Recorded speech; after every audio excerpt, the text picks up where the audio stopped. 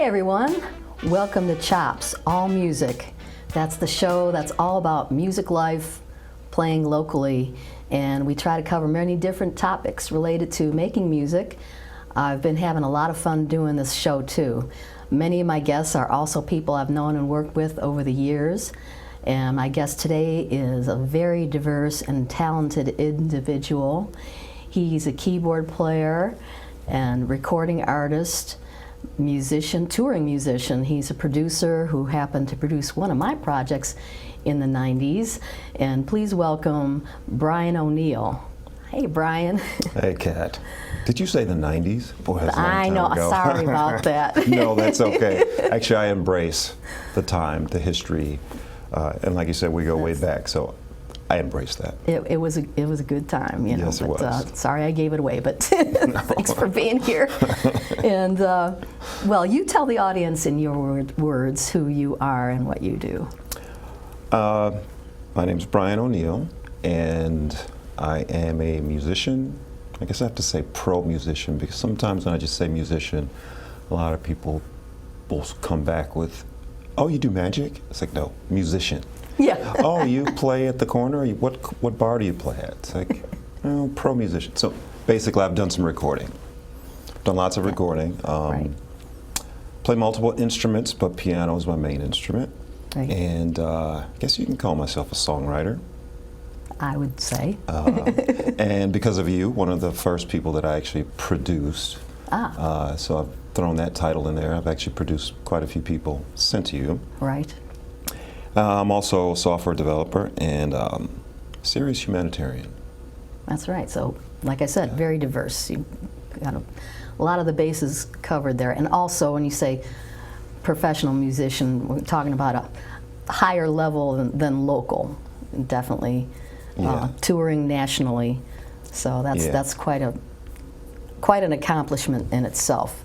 But get back to our history. So we go back to when I first answered an ad in the Metro Times for Penpoint Studios, and that was like 7 Mile and Telegraph around there. I went over there, and I had a song, and it was called Nighttime, and I took it to John, and he introduced me to you, and you took my song, and just took it from where I had it to, sounded killer, and so that is our history from that studio. And is that where one of the other things I wanted to talk about is how you have performed with Kim, and is that where you met Kim?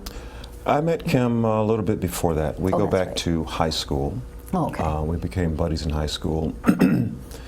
I was a full-time musician during high school, meaning no sports, no girls, none of that. Just lunch break, I was always in the band room practicing. Oh, okay.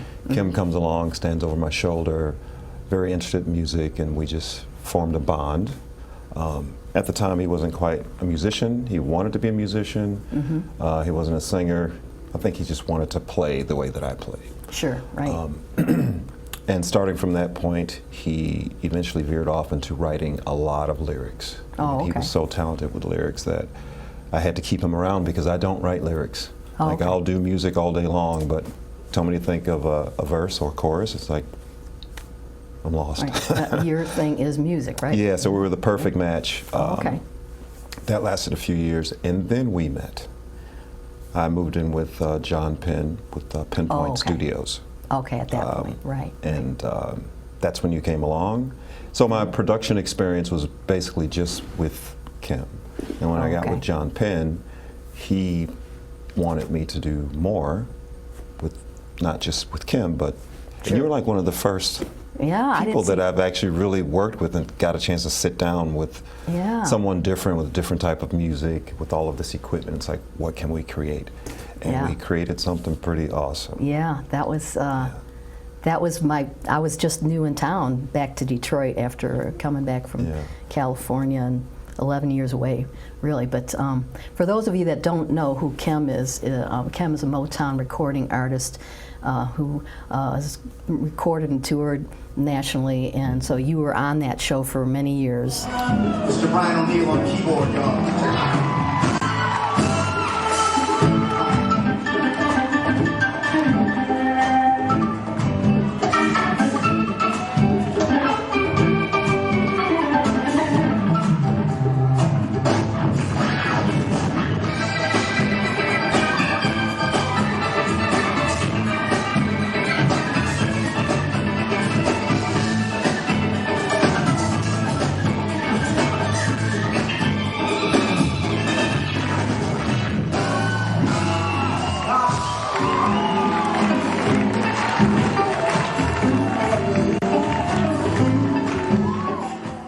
how many years did you tour Oh with him? boy, touring started maybe like 19 years ago. Oh, okay. Wow. Yeah, he's been going strong since like 2003, 2004, something like that. Yeah, right. And touring is great. I mean, it's so much fun just to see the world Yeah. and see the world while you're doing what you love to do the most, which is music. Right. You can't beat that. Yeah. But it does take its toll. Sure. And hence the reason why I've scaled back the past few years, and now I'm at the point where I think I'm done with the touring thing. Not done with music. Oh, okay. But the touring, right. Yes. So I posted recently that this was my cessation concert that's coming, the grand finale. Right. And a lot of my fans are responding back, "Oh no, you're quitting music." It's like, no. Oh, This is just the last live performance. Oh, okay. Well, we'll talk about that more because I want to talk about your show coming up. That's in Southfield. But let's go back. Let's go back again to your musical beginning. So, how you started to play keyboard or piano? Was it at school or at home, or how did that all? It was at home, and it wasn't piano or keyboards. Oh, okay. So at the age of 6, and I don't know if this was in my genes or the blood, my mom was playing a song by Rare Earth. I think they were a local group. Yeah. It's on an old album, record player, and she had it on blast. Yeah. And there was a 6 or 7 minute drum solo that I became obsessed with. And I'm 6 years old. Huh. So I'm grabbing pots and pans and wooden spoons and beating all over everything. And I mean, she put it on a loop. It would just play over and over. I Just Want to Celebrate? No, it's they did the cover of Get Ready. Oh, that's right. Okay. That's the one that had the long drum solo. Yeah. And it felt like at that moment, at 6, I knew this is what I'm going to do the rest of my life. Wow. I'm going to be a drummer. You couldn't tell me anything else. Yeah. I'm going to be a drummer. Huh. So I did just that, pretty much. Okay. So, it was junior high school, concert band, little marching band at school. Into high school, drums. Played with some local bands, and everything was drum. Until my senior year of high school, we had too many drummers that semester. No piano player for the jazz band. The band director said, "Okay, O'Neill, you play piano." I'm like, I don't play piano. I don't know anything about it. And he said he chose me because I knew how to read music. Oh, okay. So he opens the music up and said, "See, this right here, that's a C chord. This is C minor, and this is a F, whatever." Wow. And then he turned around and struck up the band. Like I'd never touched it before. He just turned around, struck up the band, so I'm sitting there just playing the 3 chords that he showed me.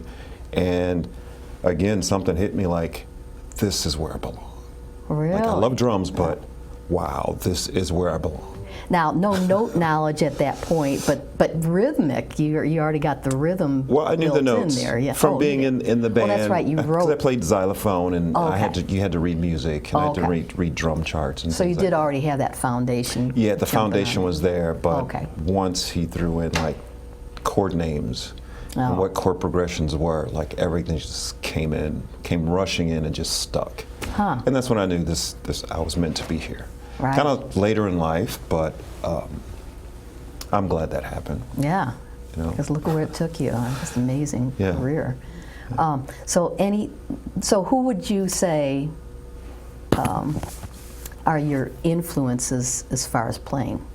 As far as playing, hands down, Herbie Hancock. Oh, okay. Yeah. And I listened to Herbie Hancock as a drummer and was really inspired and loved the way the guy played. You know, this is late 70s.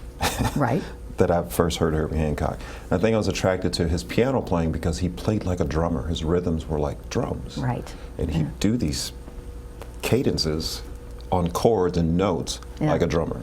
Yeah. And there was some kind of connection there. So once I migrated to piano, it's like, yeah, that's the guy I listen to. Huh, And that's yeah. the guy I want to, Well. I aspire to be like. Right. Well, that's he's definitely a huge artist in that area. You know, Yeah. he's one of the best. Yeah, my musical palette did grow since Herbie, so Yeah. I've got a handful of idols.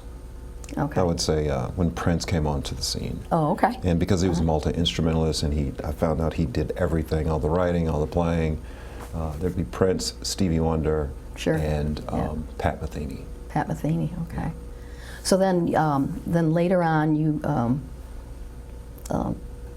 you're in bands, and you were in like cover bands pre-Chem, for instance. Yes. Okay. Yeah. We all did our share of cover bands. Right? Yeah, that was fun. I would have to say my first cover band where I was considered a professional. And I used to say they say we're professional when you're able to go and do something that you love to do and you get paid for it. Exactly. Right. So my first gig, I think I was 15. Oh. I was the youngest guy in the band. Yeah. They had to sneak me into the bar to play, and I had to kind of lie about my age. Yeah. And I played keyboards. I'm sorry, I played drums on that gig. Oh, okay. And I was paid $15. The whole band was paid $15 each, and we played for 4 hours. Right. Mm-hmm. And $15, you know, most people say, oh, that's, my parents would say, you're wasting your time, $15? Yeah. Like, no, you don't understand. Someone's paying me to do something that I'd love to do, and I would do it for free. I would pay you $15 to listen to me for 15. Same or for attitude. 4 hours. So as a kid, you know, my head grew, and it's like, oh my gosh, I'm definitely doing this the rest of my life, whether it's a lot of money or not. Right, right. So the passion was there. Yeah. And a lot of the wise people around me said, you know, as long as you have the passion, the money's going to come. I would do the same thing. I would travel from Evergreen, Colorado to Denver, which would be an hour drive for $20 to play at a bar. Yeah. Just to get the experience. Right. And like you say, be paid something for it. Yeah. And in a broken down old truck, and then I had to wire the door shut so my horns wouldn't go flying out the door when I turned a corner or something like that. Yes, But, I think we've all been there. All of us musicians have been there. So then, you know, fast forward later on, then you have your own albums out, and then you tour to support your material, post-Chem or pre-Chem. Yes and no. I wouldn't say it. I toured to support. Oh, okay. Well, it's kind of crazy. Dual careers. I'm a software developer, and I was a software developer starting at around age 19. Oh, so okay. that kind of supported my music career. Right. It was tough because, you know, to work 40 hours a week and then try to do gigs, you know, 5 nights a week, the local clubs and bars, and then eventually the band started traveling further. Okay. And I'm the only guy that's driving 4 hours one night to play for a few hours to drive all the way back to go to work the next morning. Wow. Yeah. But those paychecks covered the cost of buying instruments, Right. recording time, Yeah. all things related to music. Oh, okay. So yeah, that's gone on for many, many years, but I've always kept a full-time day job. Right. Until the Kim thing, with him being a national artist, we've toured all over the world, so you can't keep a day job with that. Sure. So there was a span of maybe 18 years I did not work a day job and just traveled the world doing music. But then you were getting some airplay for your stuff, or still Yes. are? Or, Yes, during that time, Yeah. right before I started with Kim, working on a day job, I would record my own music at home right. and just take it to work. I was happy with, here's my CD of my music, and I just gave it away, and so many people at the job loved it so much they started asking for more copies, so I'm paying to press up my own CDs. At the job, they were asking you? Yes, Oh, large okay. company, it was Coca-Cola in Atlanta. Oh, so that's it was right, okay. Thousands of employees, so I'm distributing CDs at work for free. They're trying to give me money. It's like, there's no big, here, I'm just glad that you want my music. Okay, wait a minute. Are you in Atlanta at this point? Or No, was Atlanta here? was just 10 years. I live here. I'm back home now. Oh, so Coca-Cola here? No, Oh, okay. no. This was mid-90s. Oh. I left Detroit shortly after we did our thing, Oh, or gotcha. maybe some years after we did our thing. Okay. I went to Atlanta because the opportunity for the software development. Oh, was Did that for Atlanta? about 10 years. All right. Kim was flying down to me. We were still writing music and getting things Oh. together. Okay. He came back to Michigan, landed the record deal, called me back and said, quit your job, liquidate everything, get up here. We finally made it. So Oh, right. That's we're when going to hit the road. Chemistry Right. album Right. came out. Okay. Yeah. That's when that started. But yeah, the day job has supported all the music, all of my music. Sure. And I did that first CD having a day job, distributed with the job, and someone at the job took one of those given CDs to the local radio station in Atlanta. Oh, okay. And somehow I'm on the air in regular rotation. Well, see, that's what I love with Yeah. stuff like that, when that happens, you know. Someone did that for me, so I wasn't trying to pursue making Yeah. a solo career for myself. That just okay. kind of had happened. And because I had that rotation in Atlanta, there became a demand for more. So the radio stations were calling me, it's like, you have more material. Hey, there's the Atlanta Jazz Festival coming up. Would you like to perform in that? It's like, okay. Eventually that same music migrated back home. Of course, I sent copies to my mom and friends, Yeah. and they sent it out. And it's kind of the same thing. So there was a buzz in both places. So when Kim called me to return to help him, my material was already doing pretty decent. Okay. So. And we did a show like years ago, and Yes. that one, what was it? I had to call Lexington? you because my Like, gigs yes. would my gigs would come up, and you know, a manager's here in the studio. She can attest to this. Mm-hmm. We'll get a call for a Brian O'Neill show. It could be a couple weeks out, and it's like, well, I don't have a regular band, so I always have to scramble to get local musicians. And we always thought, well, Detroit's loaded with phenomenal musicians. Let's just start at the top of the list of all the great players. And we got around to like, now I got songs that require sax. Right. Who do I know that plays sax? We knew 2 or 3 guys, you know, some folks weren't available. It's like, Cat! Yay! And we called you, and you showed up, and that, what was that, Kalamazoo? That was Lexington. Oh, we did do Battle Creek. Yes, you did it. Yeah. You did too. Yeah, I did Battle Creek. Yeah. And then Lexington, Kentucky. Yes, I remember yes, because we you did. stopped at the Pancake House. Or Waffle House. No, that's right. The Waffle House, yeah. that's our place. One of those houses. Yes, Right. that's right. You did 2 concerts with me, Kat. That's And right. that was great. And I remember after the show how many people were ranting about you, because to see a woman with this big old saxophone and like playing the heck out of it.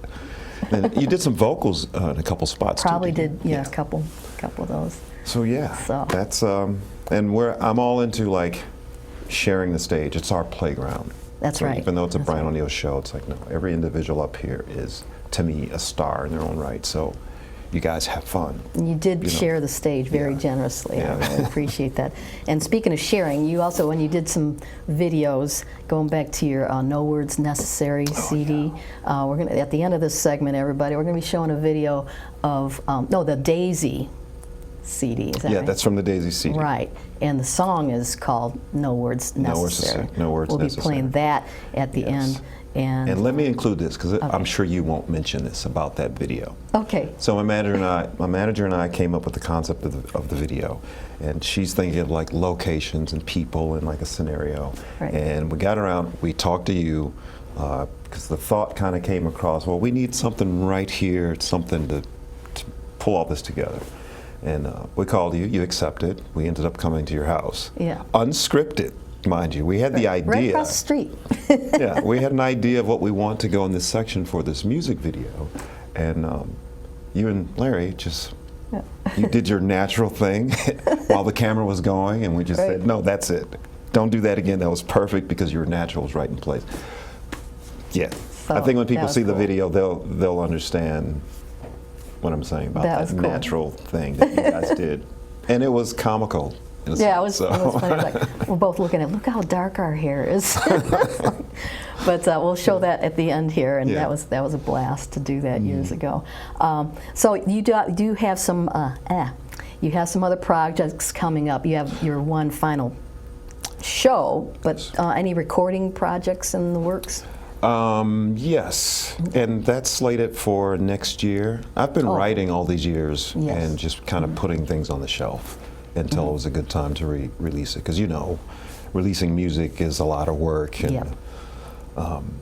I still have my day job with Easter Seals Mork, Oh, okay. so that keeps me busy during the day, and at night I work on some music. So Okay. my catalog is building up, and its fans are demanding that It's time, right? release some new material. Oh, good, good. But before I do that, there is this concert, Yeah, tell which everybody is about it's called the place and location. Yeah. Cessation Okay. 2024, All right. meaning it's my final hoorah on stage during live performances. Oh, okay. Darn it. It is not the end of me creating music and Right. releasing music, but Right. there comes a time when just want to kind of bow out gracefully. Take it easy. Yeah, kind of take it easy. Spend and some time with family and all that. family, travel a little bit more, and right. sometimes do nothing. Yeah. Enjoy it. So yes, that concert is coming December 14th. 2024. December. Okay. It's in Southfield at the Silver Gardens Entertainment Center, Okay. I believe. And this is a big, special concert in my eyes. Not because it's my last one, but I've always had a dream of performing with an orchestra, so I got a small orchestra Really? to assist with some of my music and fill in some of the other parts. Oh, okay. In my recordings, I have some string players here and there and a lot of synthesized stuff. Oh, I bet that'll be special. But to perform with a live mini orchestra was just it's always been on my bucket list. So. And you write music, so you already have all that set out for them. Yes. The charts. Yes, I had to write out all of the notes for the string players, and it's like, wow, I did this many moons ago, and here I am, for the grand finale. BCO Media proudly presents Cessation 2024, the final concert of multi-instrumentalist and national recording artist Brian O'Neill. Don't miss Brian O'Neill's final performance, Cessation 2024. All right, everybody. December 14 at the Silver Garden Entertainment Center. Entertainment Center in Southfield. Southfield, Michigan. Yes. And one more thing, your website would be brianoneal.com. brianoneal.com. And where can everybody find your music online? The usual. The usual spots. Okay. It's on all the streaming services: CD Baby, Apple Music, YouTube. It's almost like you can just Google my name and all of the various locations have my music. So great. Yeah. Well, thanks, Brian, for coming on today. Well, and thank you, Kat. It was so good to see you. It's like a little reunion. Yes, I haven't seen you in some years, and I'm going to be at your next show, so please be ready. Please do. All right, everybody. Well, we're going to sign out on this and do stick around, though, for that video of the song called No Words Necessary from Brian O'Neill's Daisy CD, and look for him December 14 in Southfield.